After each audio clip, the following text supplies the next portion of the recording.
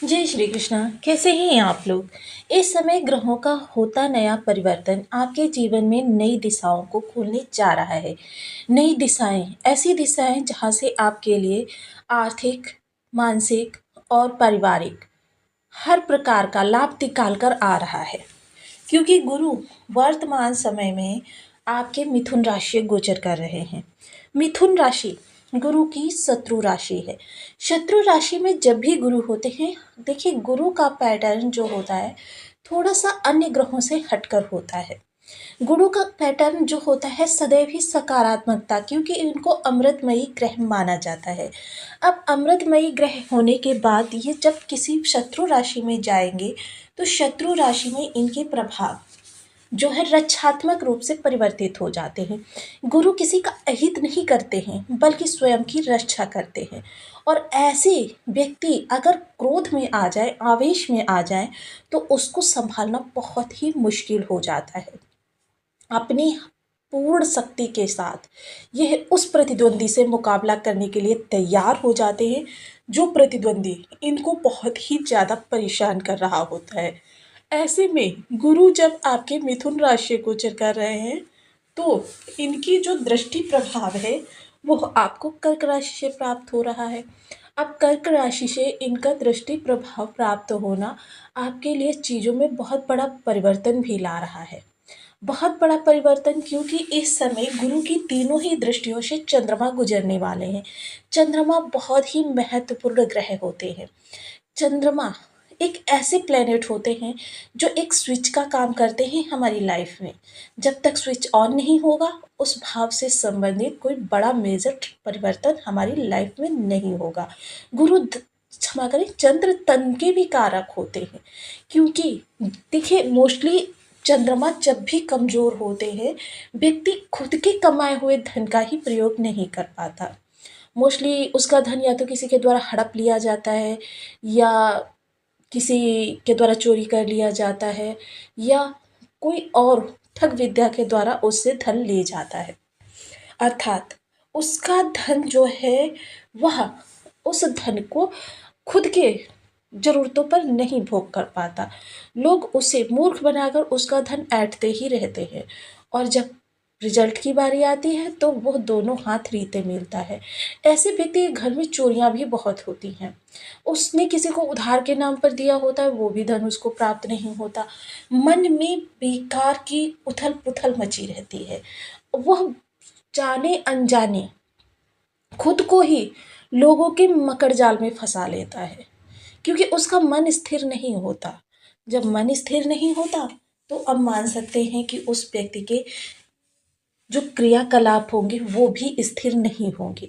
वहाँ से भी किसी भी प्रकार की सकारात्मकता नहीं निकल कर आएगी।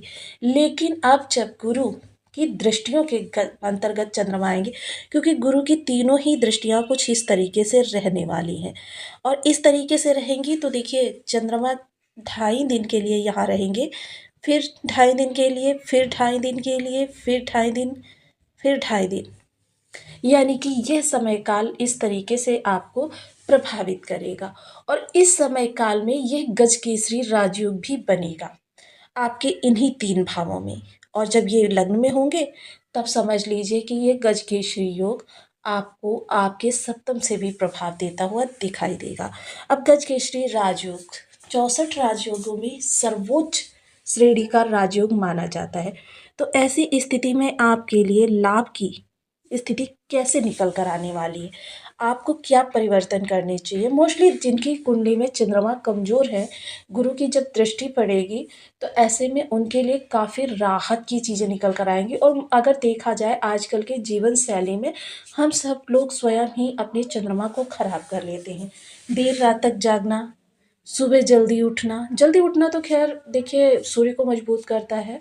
और प्रातः काल अरुणोदय बेला तक अगर आप उठ जाते हैं तो ये बहुत अच्छा एक सिद्धांत माना जाता है आपके ग्रहों के लिए, क्योंकि राजा हमारे अनुकूल हो जाते हैं।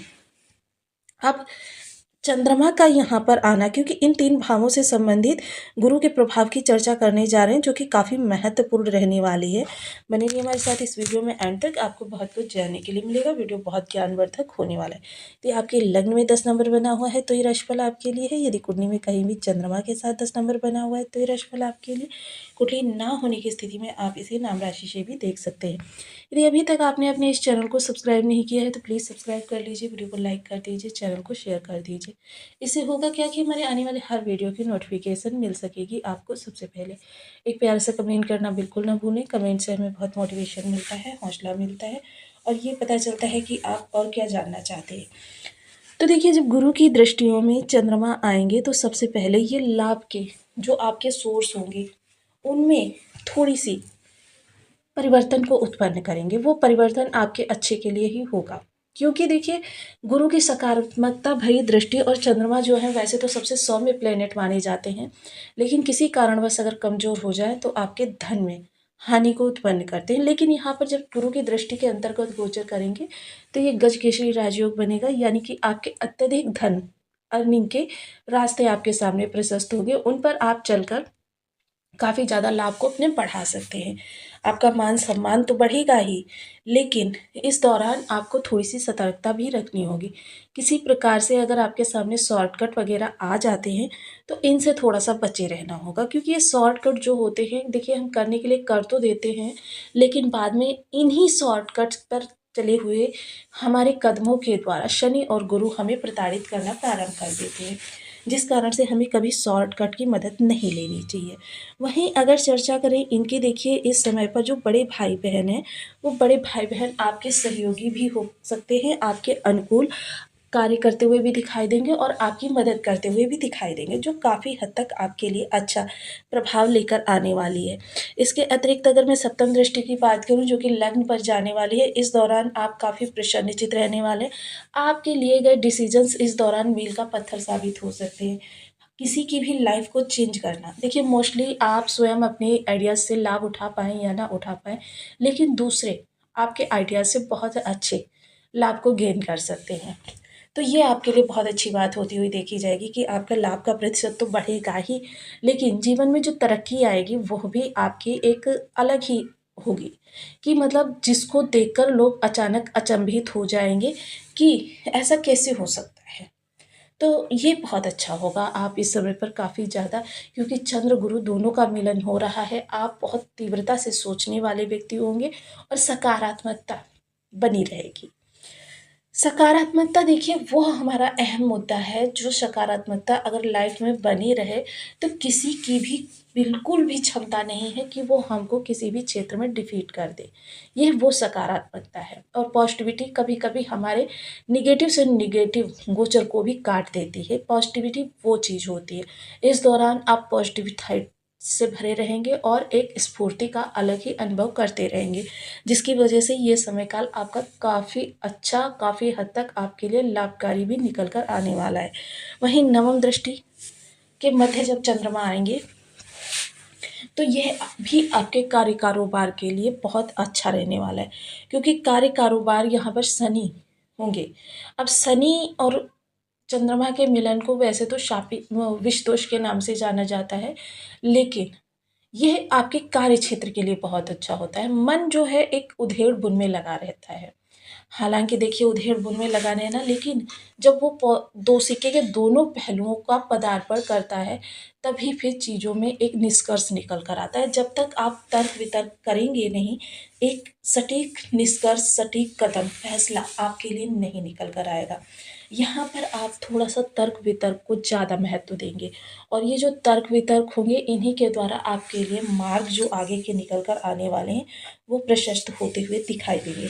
तो समय आपके लिए बेहद अनुकूल और आपके हितकारी चीज़ों को उत्पन्न करने में मददगार होने वाला है।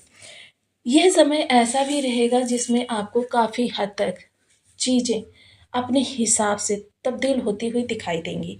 मोस्टली इस समय पर आपका जो प्रभाव रहेगा वो बहुत ही ज़्यादा प्रभावशाली व्यक्तित्व के स्वामी रहने वाले हैं। छोटे भाई-बहनों के जीवन में आपकी उपस्थिति इस समय पर दर्ज हो सकती है। मोस्टली उनकी जो समस्याएँ चली आ रही थी, उन समस्याओं से उनका निवारण करने में आप उनकी मदद करते हुए दिखाई देंगे, जो कि काफ़ी अच्छा भी रहने वाला है। परिवार के साथ आपके रिलेशन्स बहुत अच्छे होते हुए दिखाई देंगे, प्रोफ़ेशनली रिलेशन भी बहुत अच्छे होंगे। प्रोफ़ेशनल रिलेशन जो होंगे वो इस दौरान थोड़े-से बढ़ते हुए देखे जा सकेंगे, जिसकी वजह से जो रुकावटें आ रही थी या जो आपकी विलंबिता बनी हुई थी या जो देरी बनी हुई थी, वो देरी भी समाप्त होगी और रुकावटों का जमावड़ा जो है वो हटेगा।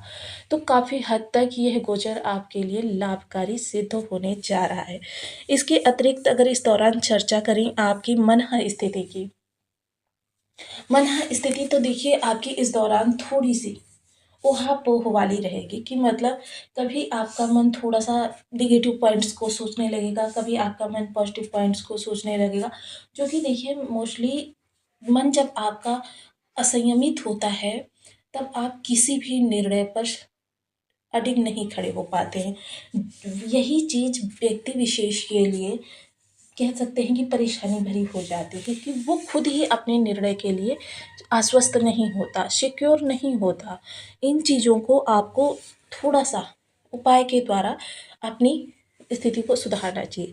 सबसे पहले चंद्रमा के लिए ओम सोम सोमाय नमः इस बीज मंत्र का 1 माला, 2 माला, 5 माला, 7 माला, 11 माला का जप नियमित अपनी सुविधानुसार करें।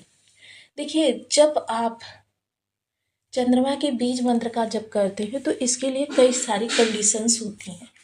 एक तो चंद्रमा की चांदनी में उगते पक्ष के चंद्रमा यानी कि आप शुक्ल पक्ष के दौरान, वो भी जो 4-5 दिन छोड़ दीजिए, जैसे पंचमी से लेके आप पूर्णमासी तक चंद्रमा की चांदनी में बैठकर इसका जप करें।